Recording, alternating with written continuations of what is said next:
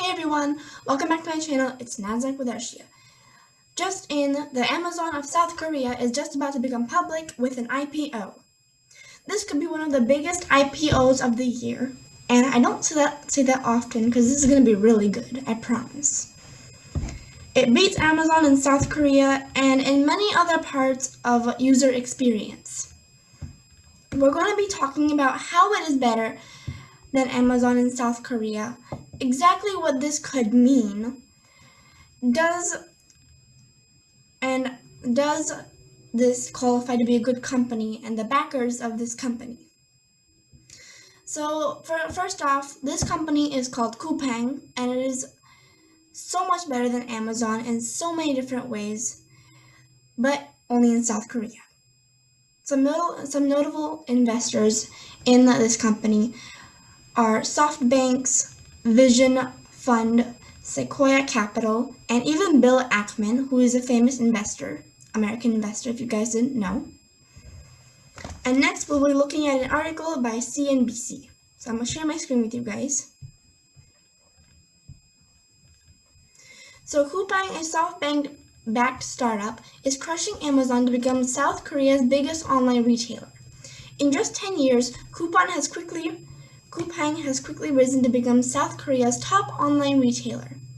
Coupang currently delivers 3.3 million items each day, up from an average of 2.2 million units per day at the end of 2019. The SoftBank-backed startup, recently valued at $9 billion, is reportedly eyeing an IPO as soon as 2021. Coupang garnered the number 2 spot on CNBC's 2020 Disruptor 50 list. And on that Disruptor 50 list, many other significant companies were there, including Lemonade Insurance. And so what is special about South Korea? Why South Korea? Well, South Korea has one of the highest rates of internet penetration and is the most sought after for e-commerce. People also in South Korea work longer hours than Americans. We have 9 to 5, but they have something longer than that. And they get less time to shop. And that's how Coupang comes in. And that's really important because that creates a big online market. And it is better than Amazon because mostly it has a multitude of fast delivery options. Shoppers can choose from millions of products which are available for overnight or same-day delivery. And these products can include fresh produce like meat and vegetables, lobster, raw lobster, and it can also be tablets, whatever you need. And every 1 in 2 diapers that are sold in Korea are sold by this company. 50% of the diapers are sold by this company. And 50% of the South Korean population have this app downloaded on their phone.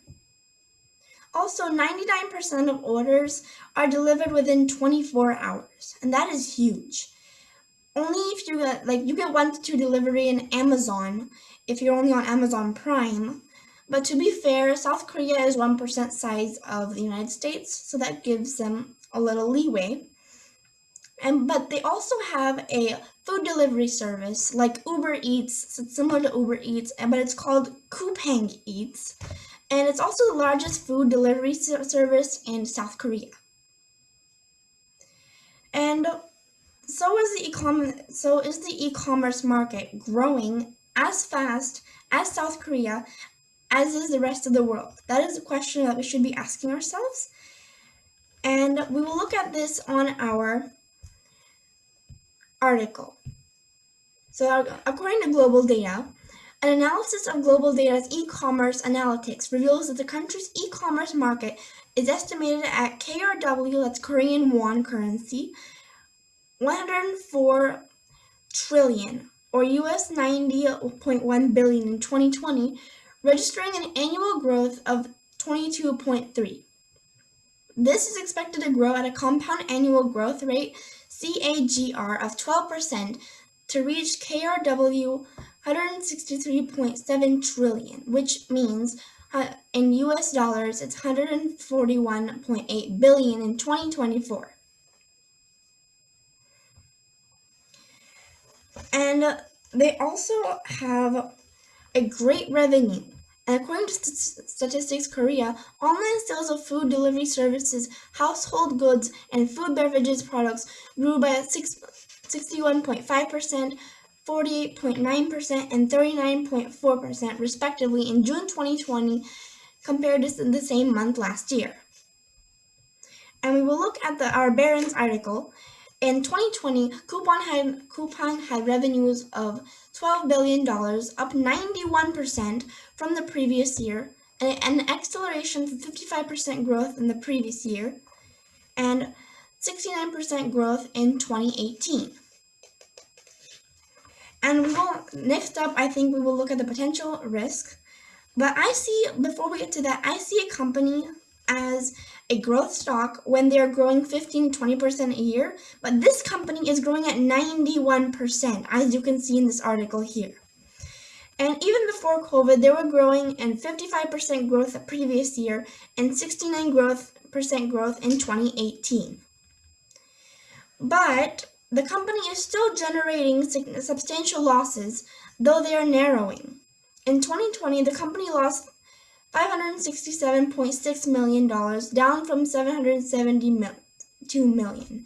The losses are slowly shrinking, which is actually good, but they are startups, so this is normal. And another risk is that they're only in South Korea, but they're not international. And why that is because they're talking about becoming international, but I think it's too late because the international market is very, very big. It's extremely competitive. And unfortunately for Coupang, if we look at this article here, Coupang has invested so much in its logistics network that it'll be difficult for a new entrant to offer comparable services. But unfortunately, its overseas competitors have extremely deep pockets. In November 2020, Amazon purchased what could become a 30% stake in Korean e-commerce operator 11th Street, which is majority owned by SK Telecom. And this company is set to go public within a few weeks, and they have filed the S1 and SEC reports, the SEC filings, which company does right before they go public. And they are saying that they will trade under the ticker symbol of CPNG. Let me correct myself. CPNG will be their ticker symbol.